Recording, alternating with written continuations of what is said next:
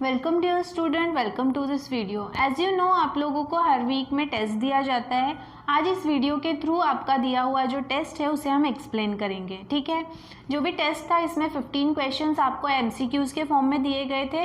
Now we will start from our first question. देखिए, सबसे first question जो है, ये पूरा का पूरा जो पेपर है ये फर्स्ट चैप्टर के ऊपर डिपेंड कर रहा है, या it is on first chapter which is named as living world. ठीक है ना, देखो, homeostatic is regulated by. Homeostatic मतलब होता है कि आपके शरीर में जो है वो इक्विलिब्रियम जो है वो किसके थ्रू रेगुलेट किया जाता है।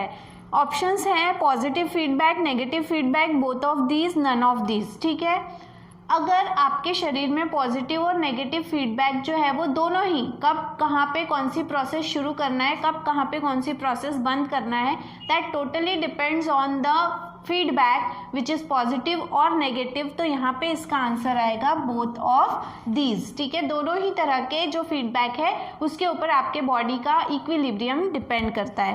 Then will move towards question number 2। Question number 2 में है वायरसेस आर। वायरस, आप सभी को पता है कि वायरसेस जो है ये एक माइक्रो ऑर्गेनिजम्स हैं। हम इनको माइक्रो ऑर्गेनिज्म की कैटेगरी में डालते हैं, लेकिन एक्चुअली ये माइक्रो ऑर्गेनिज्म जो है, नो डाउट छोटे हैं इसलिए हम इसको माइक्रो ऑर्गेनिज्म बोल रहे हैं, but viruses has got the property of living and non living. वो जब किसी भी लिविंग ऑर्गेनिज्म के कॉन्टैक्ट में नहीं रहते तब वो नॉन लिविंग की तरह बिहेव करते हैं, और जैसे ही when it come in contact with living organism they start behaving as living thing। तो इसीलिए इसका ऑप्शन है entity between living and non living, मतलब it is the connecting link between living and non living thing. इसके बाद में next जो है, नेक्स्ट क्वेश्चन है हमारा क्वेश्चन नंबर 3। ठीक है, द क्वेश्चन जो है ये सी। नाउ क्वेश्चन क्या है, वो at what level the differentiation between living and non living establish. किस लेवल पे लिविंग और नॉन लिविंग के बीच में फ़र्क जो है वो इस्टेब्लिश होता है। तो हमने कई सारे फैक्टर्स, ग्रोथ, रिप्रोडक्शन, ये सारी चीज़ें देखी। तो यहाँ पे एटॉमिक लेवल पे भी नहीं, सेल्यूलर लेवल पे भी नहीं, टिश्यू लेवल पे भी नहीं, मॉलिक्यूलर लेवल पे जो है इनमें फ़र्क आप इस्टेब्लिश कर सकते हो।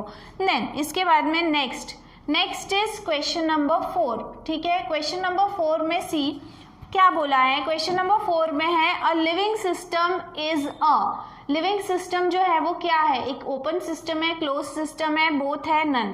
तो ये एक ओपन सिस्टम है। ठीक है, देन इसके बाद में next is fundamental property of life. ठीक है, फंडामेंटल प्रॉपर्टी ऑफ लाइफ क्या है, thermodynamics, growth and reproduction, adaptation, या फिर ऑल ऑफ दिस। तो ये सारी चीज़ें, थर्मोडाइनमिक्स भी है, रिप्रोडक्शन भी हो रहा है, ग्रोथ भी हो रही है, एडेप्टेशन भी हो रहा है, इसीलिए इसका आंसर रहेगा ऑल ऑफ दिस। देन इसके बाद में है नेक्स्ट इज क्वेश्चन नंबर 6। इसमें देखिए क्या बोल रहे हैं, growth is an irreversible process which is seen in all organisational level and shows. अब देखो यहाँ पे क्या बोल रहे हैं कि जो भी ग्रोथ है, नो डाउट ये एक इरिवर्सिबल प्रोसेस है। ठीक है, और हर लेवल पे आपको ऑर्गेनाइज दिखाई देगी। तो यहाँ पे इंक्रीज ऑर्गन साइज बढ़ रहा है, सब सेल्यूलर ग्रोथ, दूसरे सेल्स भी बढ़ रहे हैं, सेल ग्रोथ भी हो रही है, मतलब इसका आंसर रहेगा ऑल ऑफ दिस। तो ग्रोथ में ये सारी चीजें आपको देखने मिलती है। Then next is question number 7। Now price of life is, price of life मतलब लाइफ के लिए क्या क्या चीजें जरूरी है। ATP, energy is required, no doubt. Photosynthesis and respiration, as we know carbon dioxide और ऑक्सीजन जो है दो इंपॉर्टेंट गैसेस हैं, ये दोनों का बैलेंस बनाने के लिए फोटोसिंथेसिस के साथ साथ रेस्पिरेशन, या रेस्पिरेशन के साथ साथ फोटोसिंथेसिस की प्रोसेस होना जरूरी है। ठीक है, देन डेथ, और सब पूरी चीज का एक फैक्ट, एक्चुअल फैक्ट है कि everyone is going to die, every living being on this earth at certain point is going to die, इसीलिए इसका आंसर भी क्या रहेगा, ऑल ऑफ दीज। देन इसके बाद में next question number 8। The book species plantarum was written by, किसके द्वारा लिखा गया था, ये क्लियरली ही है इसका आंसर, कार्लस लिनियस नाम के साइंटिस्ट ने ये बुक जो है वो लिखी थी और इस बुक में उन्होंने बायनोमियल नोमेनक्लेचर के बारे में उल्लेख किया है, लिखा है, ठीक है। देन इसके बाद में नेक्स्ट इज क्वेश्चन नंबर 9, ठीक है ना। सी क्वेश्चन नंबर 9 क्या है। क्वेश्चन नंबर 9 में many families collectively form as we have seen unit of classification right from species which is the smallest unit, और फिर species का जो ग्रुप है it is called as genus, genus का group है it is called as family। उसी तरह से क्वेश्चन है कि फैमिली के ग्रुप को क्या कहा जाता है, तो फैमिली के ग्रुप को ऑर्डर कहा जाता है, दैट वी हैव डिस्कस्ड, ठीक है। इसके बाद में next is question number 10, the binomial nomenclature was proposed by, किन्होंने प्रपोज किया था, ठीक है। तो अगेन जैसे स्पीशीज प्लांटेरम में कार्लस लिनियस ने उसके बारे में उल्लेख किया है, मतलब ये किसने प्रपोज किया है, कार्लस लिनियस साइंटिस्ट ने। देन इसके बाद में क्वेश्चन नंबर 11, इसमें देखो क्या बोल रहे, the smallest unit of classification कहाँ से शुरू होता है, स्पीशीज से। यूनिट ऑफ क्लासिफिकेशन में the biggest unit is kingdom while the smallest unit is species, ठीक है। Next the basic unit of classification, question is one and the same, answer क्या रहेगा, स्पीशीज। देन इसके बाद में next is question number 13, the name of plants are mostly given in Latin language by scientist because, Latin या Greek language में ही scientific name दिए हुए हैं। उसका कारण क्या है, उसका कारण है कि Latin is dead language and in this there is very little possibility of any change, मतलब ये एक ऐसी लैंग्वेज है कि जिसमें आपको फर्क ज़्यादा नज़र नहीं आता, उसका मतलब एक ही वर्ड के कई सारे मीनिंग्स नहीं होते, तो इसी वजह से इस लैंग्वेज को यूज किया जाता है while giving names to scientific names to any organism, ठीक है।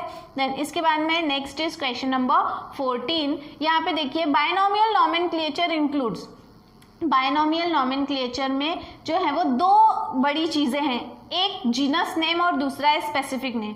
बायनोमियल नोमेनक्लेचर जो भी रूल फॉलो करता है उसमें सबसे पहला रूल यही है कि किसी भी लिविंग ऑर्गेनिज्म को जब नाम दिया गया है तो उसके नाम को दो भागों में बांटा गया है। जो पहला भाग है उसे जीनस नेम कहा जाता है और जो दूसरा भाग है उसमें उसे स्पीशीज नेम कहा जाता है। तो इसका आंसर क्या रहेगा, genus and species. And the last question is select the correctly written scientific name of mango which was first described by Carolus Linnaeus।